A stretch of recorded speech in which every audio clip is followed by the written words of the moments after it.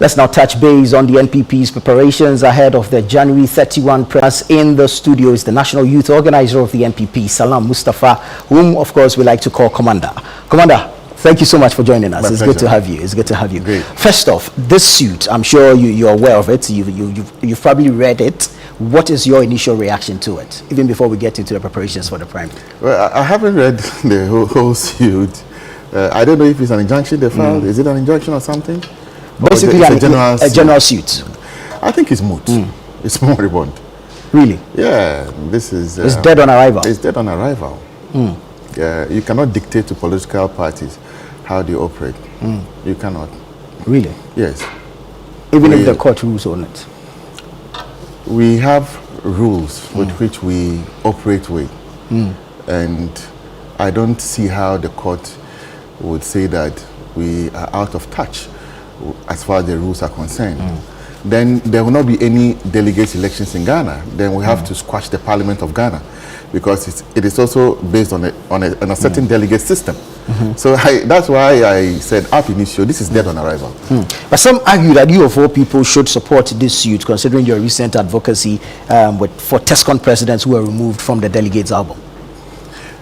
No, these are they different things? Yes, we cannot compare oranges and apples. You know, this is a certain I don't know, you know, fishing expedition they are embarking on. That is not feasible within the political working systems.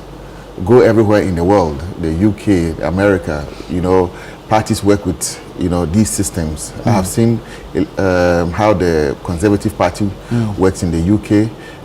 I've attended the Republican Convention. So for anyone to purport, you know, to take this road really, you know, beats my imagination. And there's no way the court can come to any, you know, conclusion without, you know, saying that, I mean, it is frivolous.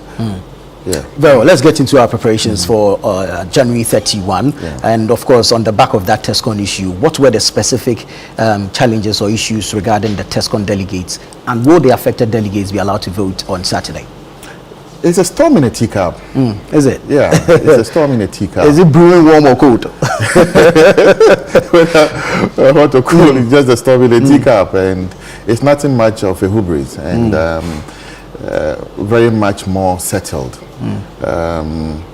I think we have a meeting to do fine detailing pending restoration of the names of some presidents who were taken out.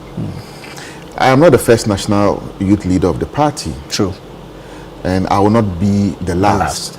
The youth wing has had its traditions and practices over the period, and since I assumed office, I have not departed from the traditions and practices of the youth wing. We compile, register, and submit, and the register is not compiled from me at the national level. It is generated from within the regions. They submit to me, and I also forward same as submitted. So if there are any challenges, you would come back to me, then we do proper validation. So I am much surprised that for some of the issues that I read outside, it has not been brought to my formal attention, you know, for redress. And the last time I appeared before the Presidential Election Committee, I told them I was willing to put every single, you know, person involved in compiling the album on the line for us to do, you know, a detailed verification and validation of the people involved, which will give us a true picture. But you cannot say that we, you know, presidents who are appointed cannot vote when they are in office and are performing functions on their campuses. Right. The institution of Tescon was not created for election purposes.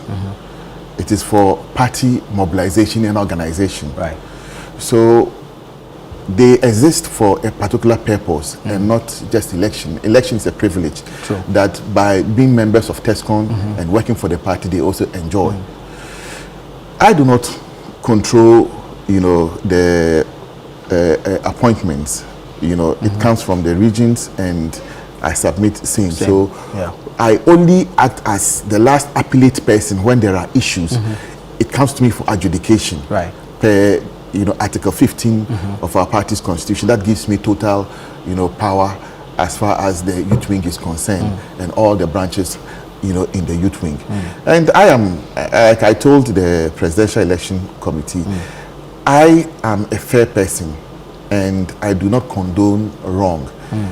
I am also interested in having a credible election, one that is not tainted. And if there are issues, let's iron them out. But I will not accept where we are dictated to as to how we perform our job, that some people are people who are rightfully appointed and should be part of the elections are taken out because of a certain ruling. And that's why I challenged I petitioned against the ruling of the committee. I took it to NEC, and NEC gave a ruling that these presidents should be added to the list to cast their votes on January 31st. And I believe that it's on course to be done. Very well. Let's now look at campaign activities, and as National Youth Organiser, what's your own assessment of youth participation in the campaigning? It's been good. I think that a lot of the energy that has been generated, you know, is good for the party, albeit, you know, worried over the tension. Young people involved in the process is good, so that we all learn how, you know, the party selects its leaders as far as the flag bearer, you know, level is concerned. I have seen this since 2007, so I have been part and parcel of the system for some time now, so I understand how it works. But for the new ones that are, you know, joining for the first time in this one, I'm happy that young people have fully participated in. But I think that our narrative, comments, and you know, rhetorics have been a bit hard, and that I've seen friendships broken, you know, bridges bent down into ashes, and so on and so forth. And I pray and hope that we will all, you know, post January 31st, seek genuine reconciliation and build a united, stronger party fit for purpose to take on the NDC. I've said this time without number. We don't need the NDC to fail before we beat them, you know, in an election. We don't need them. Right. What we need in the NPP is to build a strong, resilient, formidable party that will present to the Ghanaian people superior ideas that will show that we can do better than the NDC is doing. True. Because they promised a certain reset, and we are not seeing the reset. Albeit, you know, today you say anything in this country, tell you dollar has gone down. Greet anybody good morning, anybody in the NDC good morning, tell you dollar has gone down. Greet anybody good morning, tell you fuel prices has gone down. That is the only you know thing in the NDC today. That is what is holding the goodwill for them. But every other metric that we can use to judge this government has been abysmal. Like what and what? One, they promised oral. Oral is a failure, a spectacular one. Or I'm lying. It's a spectacular failure. They promised. Oral was not a policy of government. No, it is. They campaigned on two principal, you know, issues. Corruption, with its oral, you know, to operation, you know, recover all loot and blah blah blah blah, and a certain 24-hour economy, you know, promise with one job, 3 shifts, 3 people. Promise that everybody, you know, all young people would get employment. And you think all these are failed? Spectacular failure. Spectacular. Without missing words. Galamsey, spectacular failure. Everything that they have promised has been a spectacular failure, a monumental one. Very well. That we need to now present to the Ghanaian people a superior plan with a formidable party, and we'll beat the NDC. And I said time without number. We have numbers to beat the NDC, and I am not the one saying it. The data is quite clear that in the whole of the 8 years President John Dramani Mahama sat in opposition, he could not make 200,000 new votes in 2024.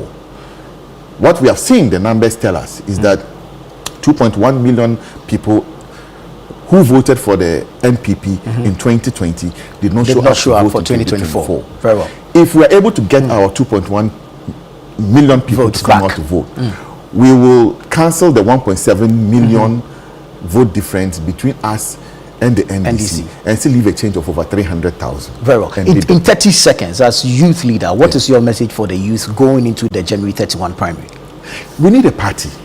The party is the only vehicle that can deliver a presidential election. None of the candidates can win election on their own without a formidable vehicle, which is the party. Right. That is why before we act, let's think. We will need each other post January 31st to ensure that anyone who wins, we don't just produce a flag bearer, but we produce a president. Very well. Salam, thank you so much for your time. My pleasure. Salam Mustapha is the National Youth Organiser for the New Patriotic Party, NPP. Let's move into